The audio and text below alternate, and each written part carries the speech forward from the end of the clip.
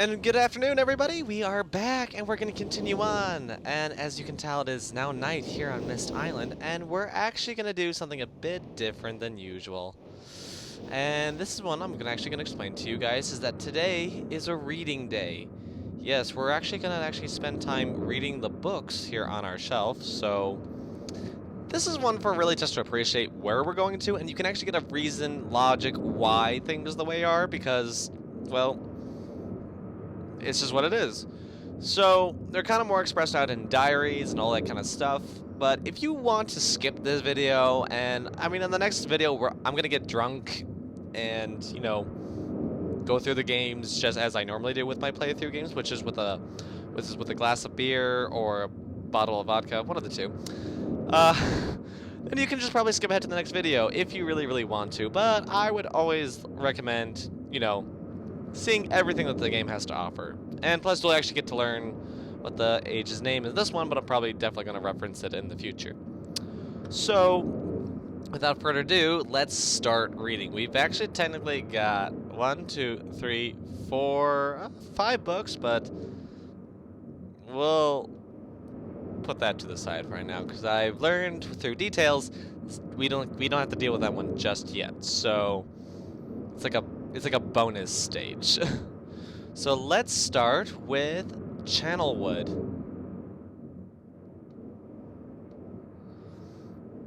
I have called this age Channelwood, and it has, wow, no offense, I'm probably gonna make mistakes along the way, and it is a very difficult world. Through it is exactly how I imagined it. It is still amazing to see it with my own eyes. Water covers this age so far that I can see except for a small rocky island. Elsewhere, there is only trees, which grows directly out of the water. A myriad of thin, wooden passages are built just above the water and disappear into the forest. I assume they are built some time ago, for they appear aged. I'm eager to discover more about this land and its people, but I have arrived here late and I must rest. And not to mention that there's some words I'm just not going to get down, and so I'm probably not going to pronounce them just right. So, continuing on. I was awakened this morning by a strange noise. Bleh, I can't talk. By strange noises coming from the pathway adjacent to the one which I have slept. Oh god, I'm terrible. I saw a group of monkey-like people heading in my direction, and they had not seen me yet. I did not feel threatened by their presence. Their response to me was one that I would never have expected. After staring at me for a short time, they fell to their knees and began that appeared to be some sort of ceremonial worship. I tried to speak to them, but they did not understand my language. Instead, they indicated through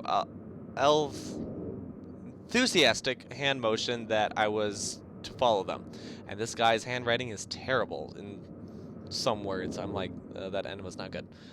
But most of it is nice.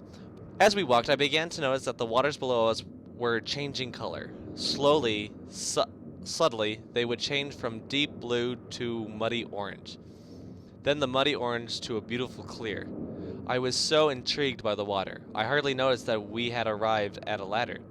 Climbing the ladder led up to their village, which is about 10 meters above the water and can only be reached by rope ladders that stretch from the lower paths to the village level approximately halfway up the grand trees. It is very interesting watching these people carry out their daily tasks. Even after watching them for hours, I did not understand exactly what they were doing. At sunset, they motioned for me to follow them. I followed these creatures to the doorway of an enormous hut. Strangely, once inside, I found that the hut appeared even larger than it had from the outside. The walls were garnished with bright metals, and in the center of the hut sat the leader of the people. At least, he appeared to be their leader, for he sat at a meter off the floor in a thick throne. Guards surrounded the strong creature, who was dressed in many exotic, colorful fabrics. Next to the leader sat a very old human. At least to some extent, he appears human. His hairs, which was only on his face and head, was completely gray, almost white, and hung very long around his frail body. His thin head hung limp by an almost grotesque neck that could not hold its head up to look at me. But to what a surprise, the creatures could speak this creature could speak my language. Shortly after, I was given a bed with some hand motions that looked to be telling me to go to sleep. I look forward to learning more. As I suspected, the ancient creature I can't you see. The ancient creature is a human, but he is old beyond his own reckoning and seems almost insane. However, the tree dwellers almost revere him as a god. They are treating me now in the same fashion. I thought that for a second he said, I thought I was about to read to say they were threatening me with the same passion, which makes me feel very uncomfortable. It's almost impossible to understand this old man. His voice is feeble but wild. He has accepted and adopted much of the language of the tree dwellers. He himself told me he had not spoken our own tongue in ages. He attempted to explain me the history of the place. The following is my best translation of what he has told me. Many years ago, humans and tree dwellers lived together in peace, which was the vast island. They interacted very little. The humans dwelt on the ground, and the tree dwellers, God, I cannot read, lived high above the humans. Occasionally, the island was disturbed by mysterious rumblings, which happened randomly. Some sort of tectonic or volcanic action, I suspect. The sometimes slight, sometimes heavy tremors would only last a short time. They would stop, allowing everything to return to normal. One day, things changed. The rumbling began and grew quickly to unpredictable levels. Soon it became apparent that the entire island was sinking slowly into the ocean around them. Many of the humans died that day, but not before sacrificing themselves in order to stop the sinking of the island. The humans lived through this catastrophic event, moved into the trees where they gradually died out, maybe because they were unequipped for such an environment, but I am not sure.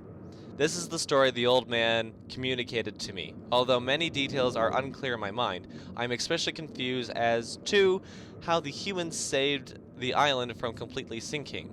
In fact, I doubt the accuracy of that part of the story. The island must have stopped on its own. Yet the old man believes in the truth of the story as if he had been there, and the tree dwellers worship him, and apparently all humans, as if they were heroes or gods. And he actually scratched out the word he, like right there. I wonder why. The old man ended our conversation today with an event which I'll never forget.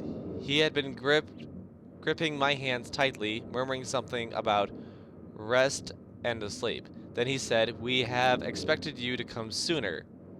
These actions filled me with a sort of immediate dread. With much effort, he stood to his feet. I tried to help him, but he pushed me away with more force than I imagined his frail body could contain. The tree dwellers. God, I cannot say tree. I keep going tree dwellers. Quietly surrounded him with a very solemn faces. Then they kneeled before him. He walked to each and placed his hand on their heads.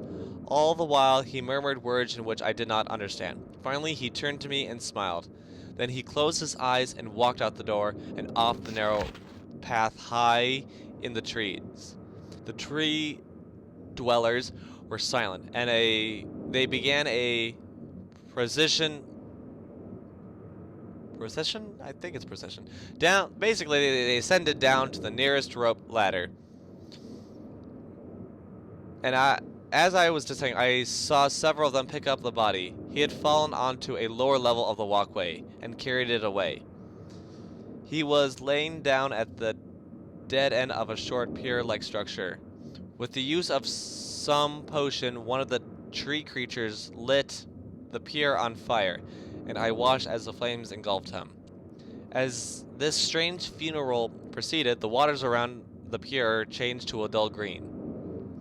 This morning, I awoke, finding it hard to believe that the previous evening's events. The water is a dull green as far as I can see now. For some reason, the water no longer shifts color. As I wandered throughout the pathways, the creatures watched me, curious to see what I will do next. They are constantly offering me strange objects of affection, and I even found food outside the doorway to the room in which I had slept. This is a unique race of beings. I hope to learn their language soon so that I may learn from them. Let me change our color here. I have lived on this world for 3 months off and on, and the tree dwellers have shown great hospitality. I am even beginning to learn bits of their language. I have decided to return home for an extended stay with my loving wife and sons. Oh, I guess so. This actually kind of proves the point that these stories, these journals, are actually written by Atris. Okay, where was I in the story? However, I am sure Catherine will once again refuse.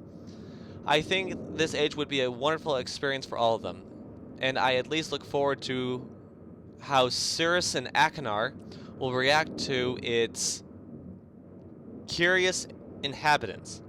And that also tells who the guy in the blue book is. Cirrus is in the red book, and Akinar is in the blue book.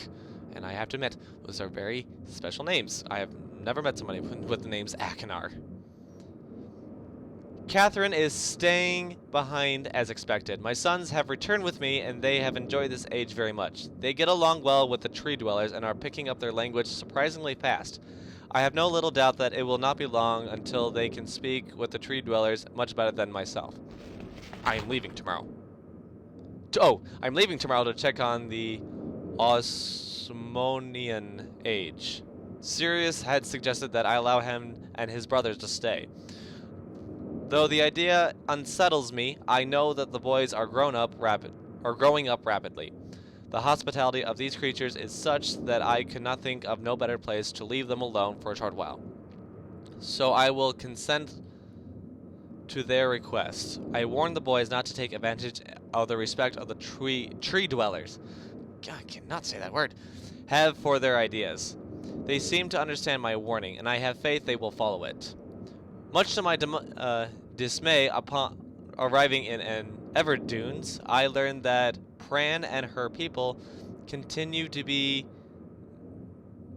maced by the Catholic. I could just be, reading really terrible here. I fear that their survival and a plan on returning to her.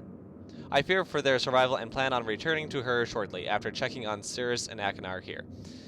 See Everdunes journal for more information. After watching Cirrus and Akinar, I see that they are handling things very well, and I can put to rest any fears about leaving them in Channelwood again. And for a... wait, hold on, what? And for a little longer time. I think the ink... okay, maybe it's just the ink. The tree dwellers seem slightly distressed that I am leaving, but are happy that Cirrus and Akinar are staying behind again. I have been gone for over 3 days, and I have been to many different places, and I had to tell Cirrus and Akinar about Pran's death today. They were visibly shaken, although... sorry, guys. Their childhood... Catherine has suggested that it would be wise for Cirrus and Akinar to leave Channelwood for a while, and I have to agree. They will return with me when I leave again. I have told my sons that they will be returning with me in 2 days. They spent the entire night telling me of an adventure they experienced in my absence, and it was rather remarkable. It seems they constructed a boat with the creatures and traveled some ways out into the surrounding waters. I enjoy hearing them talking excitedly of their adventures, and am reminded of my own adventures as a child. Finally, I understood why the tree dwellers have been giving me their many inks and insisting I write to them. Looking through some of my past entries, I now see that the inks have changed from black. From the black. I thought they were to various different... oh, so I'm screwing up here. I see that the inks have changed from the black, I thought they were, to various different colors. I have shown some of the creatures my journals, and they have laughed and howled. Thanks a lot. I did not know why they had such a sense of humor. Even now, as I look through this very colorful journal, Why, I cannot help but laugh myself. I will be returning tomorrow, so my sons are with the creatures for the last night here. They have told me that they would like to come to Channelwood again, and all asked if they could visit some other ages alone. Though I will have to think over their request, I believe that they have proven to me that they are trustworthy and responsible. Catherine will also have to help me decide whether they are ready for travel alone. For now, I must give my farewells to the creatures, for I do not know how long it will be until I visit them again. Alright. And it seems here we've got a map. I will probably write this down another time, but just not to take up time for this video. And it looks like a fan, and it looks like a tree hut. And from the pictures, what I remember from before, it looks like that's what it looks like up in there. Oh, that's it for that book. Future Bridge. Right there. Alright. And that's for that book. How far am I in this on this video?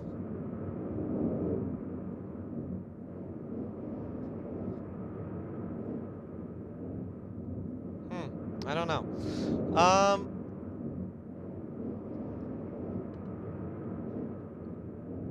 I'm just like punching out this view. Alright, well, we'll try to keep going along with these stories, and if I have to like cut in and out of the stories, you guys can just click on to the next video. So we're just gonna try to read as long as I'm gonna try to read as long as I can, and if it does get too long, just you'll see by the video bar below that I'm gonna have to make another video in case if it gets too long. So we're just gonna keep on reading. So, and well, yeah, I'll see you in the next video if it comes to that point. So I'm not gonna say when I'm gonna drop out. But next, we're gonna read the Stone Ship Age. Emmett was the first to live on the rocks. Wait, who's Emmett? Okay, I'm just gonna start with that. He named them the rocks because that's what they were, a group of sharp rocks clustered together in the middle of a large sea. This is where Emmett lived. He enjoyed his life. Emmett would occasionally swim to the nearest rocks, as it was never too far of a distance. One day, another person appeared on the rocks. For no apparent reason to Emmett, Emmett named this new person Branch. Emmett and Branch quickly became friends, swimming and hunting for fish together often. Emmett showed Branch a simple cave in which he lived on the largest rock.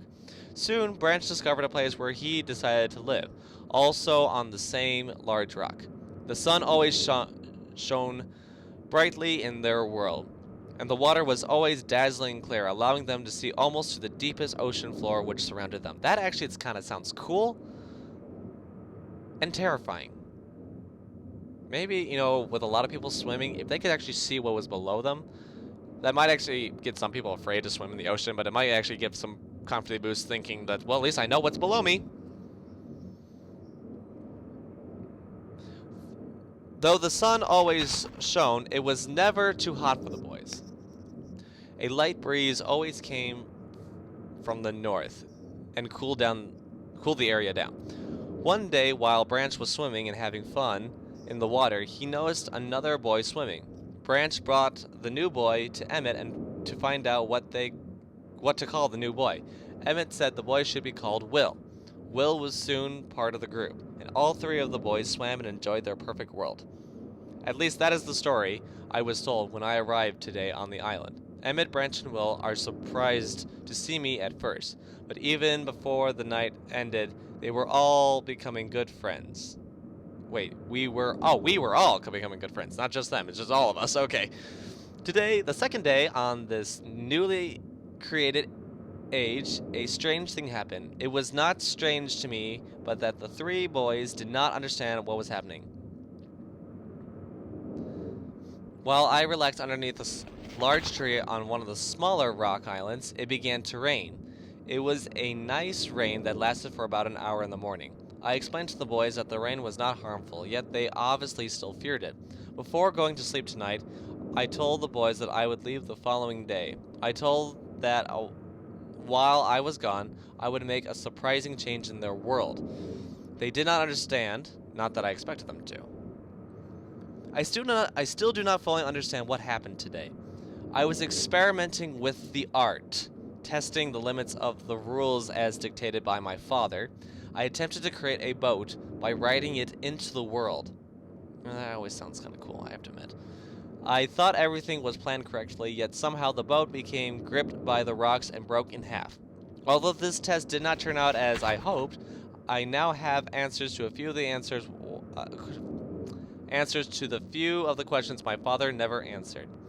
As for the boat, I can see the boys enjoy it anyway, and with that I am pleased. They have played on it all day, even though the boat cannot move. I have enjoyed studying from it. It is much sturdier platform than the ragged rocks, and in the course of my observations, I have learned some very interesting things regarding the solar system of this age. Sorry, guys. I just got a bad thing in my throat.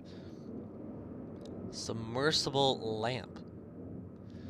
Nights are obviously beautiful here, and I have made note of and named a number of constellations that passed above me. All during the night, I have catched a glimmer of light from the horizon, which I have not been able to discover if it is created by some natural phenomenon, or by additional people far off the rock islands or rocks. I should very much like to discover which. I rather suspect an additional people, which would explain the appearance of Branch and Will.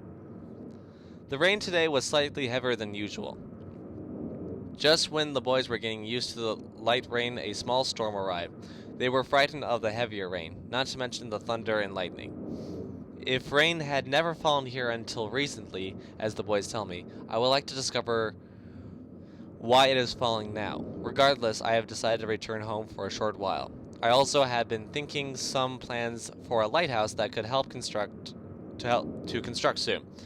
I think that perhaps by shining a bright light towards the horizon, it might prove my suspicion regarding the additional inhabitants. They would be curious about the light and travel to discover its source, if they have the means. And that's our lighthouse. I return with many tools I will need for construction of the lighthouse, and I have decided that once the lighthouse is completed, I will leave for some time and let the world's own imagination have control. I have worked 3 weeks on the lighthouse now and are making great progress. The rock that we were building on seems to not be as secure as I would like. I have to alter my plans slightly, but these alterations pose no real problem. And this says light right here, so I don't know if I should make note of that. The boys are quite strong and have been helping me immensely. I estimate the construction will be done within 2 days. The lighthouse is finished, and we are all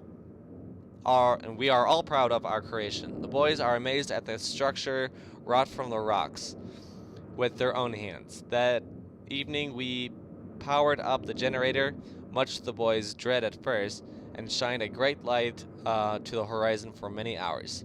I stayed the night in the top of the lighthouse, and in the morning awoke to observe the sunrise without my being coated with the chilly blanket of ocean dew I had become accustomed to. It was Will who first saw the girl. She was swimming there's a girl! Yay! She was not swimming not as far from the boat where Will was getting ready to hunt for fish. Then Will noticed a man not far away from the girl. Emmett was very pleased to meet the additional neighbors. I feel pleased to leave this age. I have not set in motion events that will have nothing to do with writing or the art, that will have more profound impact on this world than I could have written. I think. And Stone Ship Age Bird-Eyed View. Okay, so obviously this is where the failed thing kind of just went in, and there's something over here, and I'm guessing this is the lighthouse? What are these? Oh, wow, the front... that ship did not go just right. But then it goes up, and... Well, we'll have to remember this there. Oh, wait, I think up... Oh, wait, hold on, let's go back. I think of this age as a gift to myself that I will wrap up and open someday in the future, only to discover that it has changed so much and indeed that it's a surprise. Besides, I have yet another new age that awaits me. It seems it's going to need some ways to travel underwater in this new age. Oh, I'm going to need some way to travel underwater in this new age. And so much planning is in order. I can't write, I swear. I mean, read. It has been 10 years. Wow. We really put off some time, didn't we? It's been 10 years since I have left this age, which I have called the Stone Ship Age. Upon returning, I cannot believe the changes, I cannot read. The changes that have taken in place. The three original boys have grown into adults, and there are many new faces that I do not recognize. Branch told me that it has not rained for 7 years, and the cool breezes are back again. They are all very content and have been serving with me with new foods and showing me new materials that they have discovered. It even seems that they have found gold somewhere. Oh, nice riches. I see in many forms around the island. The lighthouse has been kept in perfect condition, and it looks as if it has been tried their very best. Oh, they have tried their very best to keep it up, so. Yet I have noticed that the entire rock was built on has sunk approximately 40 or 50 centimeters.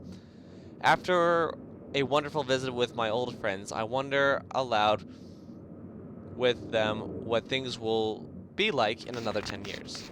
And here are the constellations. Alright. So, obviously, the spook of this place, is the rain. I don't know. But that is the Stone Ship Age. Alright.